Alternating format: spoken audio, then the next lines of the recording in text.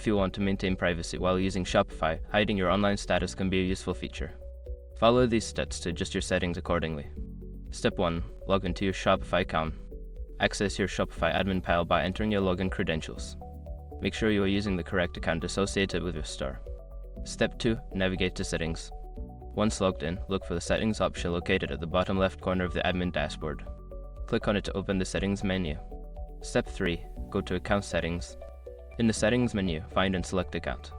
This section contains various options related to your account preferences and privacy settings. Step 4. Adjust online status visibility. Within the account settings, look for the option related to online status or visibility. Depending on the updates in 2025, you may find a toggle or checkbox to hide your online status. Make the necessary adjustments. Step 5. Save changes. After modifying your online status settings, ensure you save the changes. Look for a Save button at the bottom of the page and click it to apply your new preferences.